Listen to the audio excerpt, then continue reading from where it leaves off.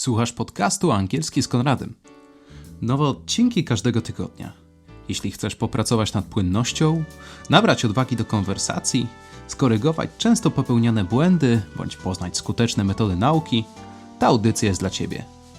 Remember, you're not at school, so chill out, kick back and enjoy yourself.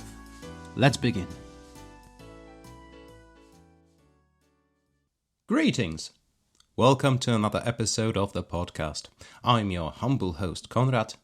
I hope you will love the show today. A special thank you for all your generous donations via buycoffee.to account. I'm a bit overwhelmed, to be honest. Thank you again for your continued support. This is another vocabulary episode. As such, we will skip the usual portion of the podcast and move right on.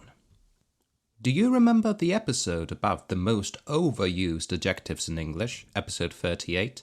If not, check it out. Back then, I didn't mention one word closely related to the topic. That word is very. Very is used to emphasize the volume or the significance of the noun in question. Above the usual amount, above average. That's how you can describe very. Let me start by saying that it's not a mistake to say very. It's absolutely correct to say very. You won't get a funny look from a native speaker if there's a lot of veries in your speech. As a matter of fact, natives are very forgiving when it comes to speaking. Fluent communication should be your goal. If you are able to have others understand your point, congratulations, you know the language well enough. Your next objective after that should be to make your English more and more precise. So imagine varies as training wheels. The thing with training wheels is that you shouldn't get too comfortable with them. And when the proper moment comes, you should learn to let them go. Some words that are commonly used with very include adjectives related to physical dimensions and qualities, such as big or small, long or short. Adjectives related to emotional states and behavior, such as angry, calm, sad, tired, hungry, thirsty, so on and so forth. And some more general states which can be used to describe things or places, such as dangerous, safe, rich, poor, etc. How to mitigate that? How to avoid using very so often? Let's say you decided to become an ice swimmer. You jump into a blowhole for the first time. You won't scream, "Ah, the water! It's very, very cold!" You won't even do it in your native language. Very, in this case, is not enough. The most popular approach to limit the use of very in your speech is to use extreme variants of adjectives instead of very. What are those, you may ask? Well, extreme adjectives don't go bungee jumping, I'll tell you that.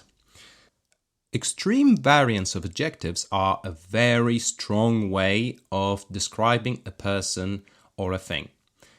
Most extreme adjectives are not gradable, such as huge. A thing cannot be huger or more huge than the other. It cannot also be the hugest. They're on a whole different level, so to speak. Just as liquid. Liquids cannot be the most boiling or the most freezing. So, in case of our example, you would use, freezing, the water is freezing. A quick reminder, apart from extreme adjectives, we also don't grade absolutes and classifiers. A good example of a classifier is domestic, as in a domestic cat. One cat cannot be more domestic than the other, while a flower you forgot to water for several weeks cannot be deader than the Christmas tree that's still on your balcony, although it's June. So that is an example of an absolute adjective, and a classifier domestic. Domestic is a classifier. You can, however, add an adverb to extreme adjectives for some fun combinations, such as utterly impossible, absolutely awful, completely terrified. Other adverbs you can use with extreme adjectives include quite, pretty, fairly, really, a bit, a little. Let's come back to huge for a minute. It's an extreme adjective to big or large. Other examples include gigantic, grand, immense, enormous, massive, or colossal. When learning extreme adjectives, it's helpful to draw a word tree with the common word in the middle and branches with the uncommon examples of the word with its synonyms surrounding it. You will find such a tree for the word large in your notes. You will also find a similar tree for the adjective small, only this time it's empty. The branches are empty. There are no words. I'd like you to have a go at it yourself. Use a dictionary, either online or a physical one, and try to come up with some examples, some extreme examples of the word small. All right, here are a few more extreme adjectives with example sentences. Instead of rich, you can say that somebody is loaded. Loaded. Every person from the Fortune 500 list is loaded. Instead of pretty, gentlemen, you can say that somebody is gorgeous. My darling, you look absolutely gorgeous. Instead of tired, you can say that somebody is exhausted. Exhausted means the same as very tired, but it's a nicer sounding word. It's more precise. He felt exhausted after an entire day of studying. Exhausted. Instead of clean, you can say that something, some space, or your car, your house, is spotless. It's difficult to keep a house spotless with a small baby. And the opposite. Instead of dirty, if a space or your car, your house is very dirty, you can say that it's filthy.